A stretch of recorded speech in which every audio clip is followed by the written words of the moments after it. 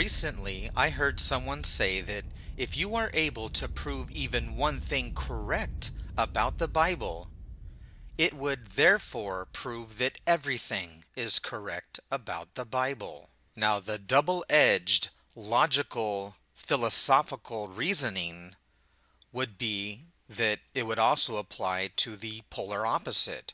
So, in other words, if you are able to even disprove and prove one thing wrong about the Bible, it would prove that everything is wrong about the Bible. Now, the biggest debate about the Bible, even today, is whether or not the facts are that it is a monotheistic religion or a polytheistic religion. So before we begin, I want to get one thing perfectly clear. I often hear people say the Word of God or God said. But let's be very clear. The Bible is not the Word of God at all. The Bible was not written by God, nor does God claim to be the author of the Bible. The Bible was written by scribes. In other words, the Bible was written by humans, not God. So the Bible is based upon the Word of God, or the inspired Word of God. But yet today, not even one fragment of the original Bible or the Hebrew Testament exists. All of the copies are gone. Therefore, there's no original.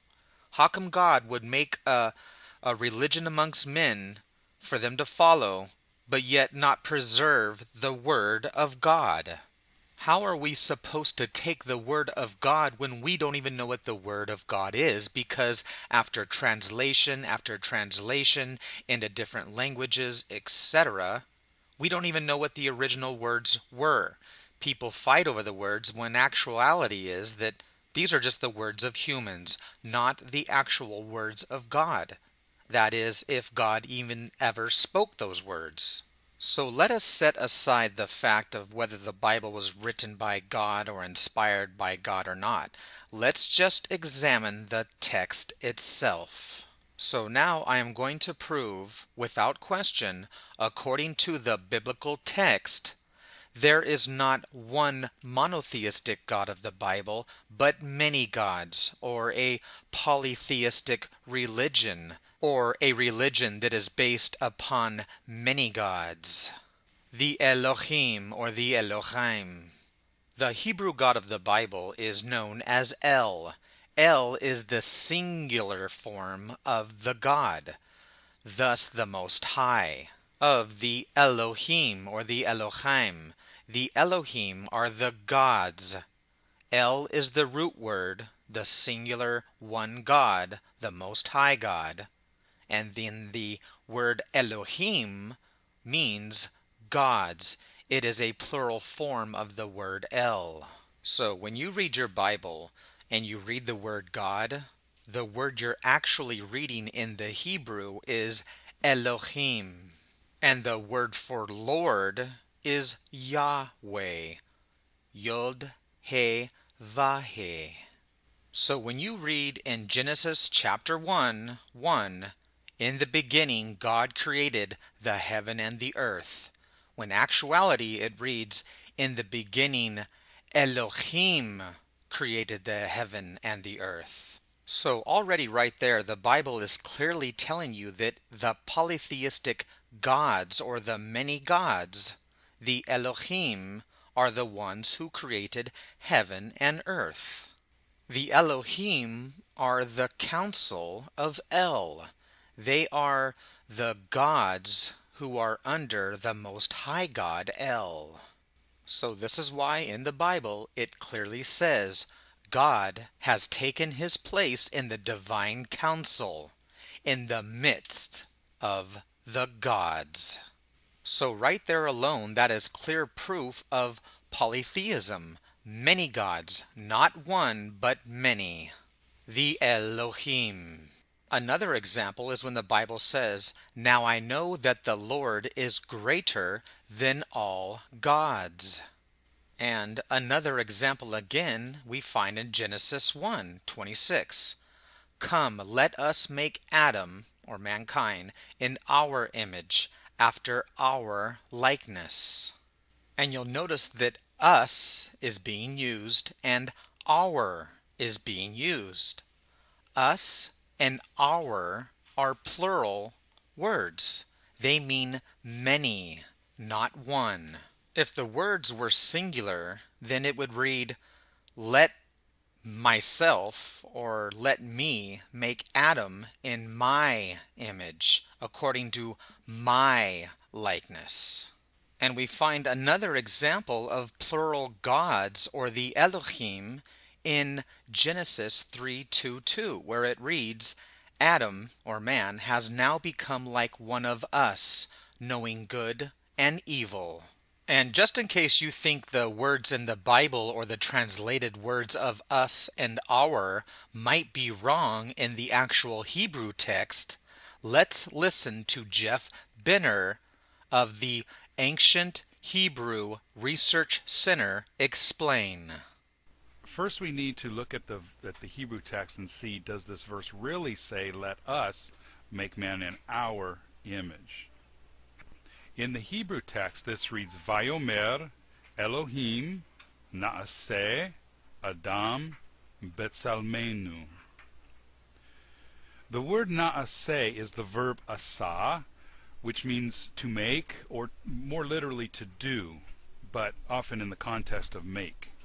The first letter there is the letter nun, that's the na, and that means we will make. So yes, in this word, we have we will make. In the word betzalmenu, the last two letters, nu, means our. So that betzalmenu would be translated as in our image. So we can see that from the Hebrew, this is a correct translation. Let's take a look at the word Elohim. The word Elohim is a plural word. We know this because of the yod-mem suffix, the im at the end of Elohim. And to be perfectly fair, I do suggest you watch Jeff Benner's entire video of Let Us Make Man, where he goes on to say and show the plural and singular aspects of Elohim. So we're going to stick to the all or nothing theory. It's either all true or all false. You see, the Bible clearly states, if you read it, that there are indeed other gods. It admits it. Read Exodus 20. Thou shalt have no other gods, or Elohim, before me.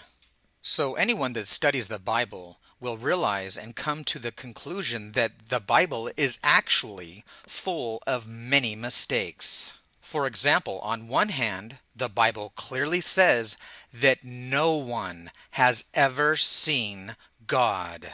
And then the Bible contradicts itself and says the Lord would speak to Moses face to face. So truth is either black or white. There is no gray in truth. It's all or nothing. So which is it? Has no one ever seen God, or has some people seen God? So again, I'm going to prove that there is polytheistic gods in the Bible, not monotheistic gods. Let's take God and Jesus, for example. Jesus is the only begotten Son of God, the Father. And that's what a father is. An adult male who has a child or a offspring. So people try to blow this off and say that Jesus is actually God in the human form, but that's not what the Bible says whatsoever. It clearly states that Jesus is the begotten Son or the offspring of God, and God is the Father of Jesus, period. So when you realize that there's a God the Father, and then the offspring or the child, the Son of God, you realize that there are now two gods. Jesus is a god, whether he's a demigod or whatever, regardless. He is now a god, like God himself. So we're talking about at least two gods right there alone. That's polytheism, not monotheism. So what most people don't realize is that even the pagan religions or the other religions throughout the world, It's always about the one God, the supreme deity, the one who ascends or climbs to the top of the ladder, the apex, the one that is worshipped as king. And it's always been, throughout history, the worship of the son of the Father God. It used to be the worship of the female, the goddess. Then it switched to male deity worship.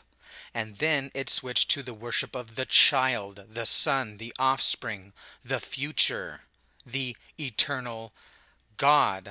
So other polytheistic religions, like let's say the Greeks or even the Romans, they always had their gods, but there was one ruler that ruled them all. So whether you're talking about Saturn, the father god who gets overthrown by his son Zeus, the god of thunder and lightning, he takes over and becomes the supreme deity, exactly like Baal, who's the storm god, and of course is the son of El, the bull god. So Baal takes over as the supreme deity. It's the same story with Jesus in the Bible. God is Yahweh or Eloiym, whatever you want to say, but the Father God of the Bible, but nobody knows his name, hardly anybody. Almost everybody on earth knows the son or the offspring of God's name, which is Jesus or Yeshua, Jesus. Okay, so Jesus, if you think about it, is number one. He's the most worshipped throughout the world.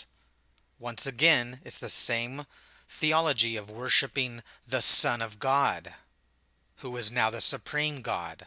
So Yahweh of the Bible is basically taking the place of Baal, thus the symbolism of Yahweh being a storm god, a god of thunder and lightning, and of course rain and storms or floods, which is why Yahweh sends a flood, which is actually plagiarism from much more ancient stories of the old world from Sumeria and Mesopotamia, the ancient flood stories. Just like the story of Zeus, the god of thunder and lightning and storms, and thus he sends a great flood. So the God of the Bible reveals his name as either Eya, Asher, Eya, or as Yahweh, or Yahiwah, or as El, or Elohim. But notice that in Genesis 1, in the creation of the universe, that God uses the word Elohim. So clearly we are talking about the same exact God that appeared to Abraham or Moses or Jacob.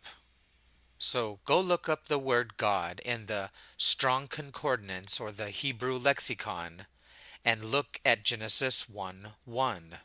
In the beginning, God created the heaven and the earth. So we're talking about the Creator God. And who is the translated Hebrew Creator God? It's the Elohim, also pronounced as Eloach, because the Hebrew word Elohim or Elohim comes from the word Eloach. Now notice that Elohim or Elohim, whatever you want to call it, comes from the root of El.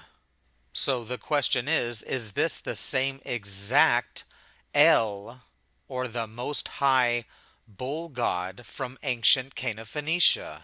So when we compare the Bible God El, the Hebrew God, with El Toro, the ancient Cana Phoenician Ugaritic bull god, we find they both have similar attributes.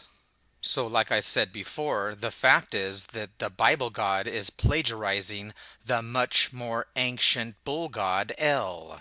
El Toro is known as the Father God. So is the God of the Bible. El is known as the Creator God, God eternal, the Most High, the Supreme God, El the Warrior. He's from a mountain, Mount Zaphon. The Ugaritic God El dwells in a tent, exactly like the biblical God El, who dwells in a tent. El is the Father God who is full of wisdom. So again, El is the gray-bearded ancient one full of wisdom, exactly like the biblical God who is full of wisdom.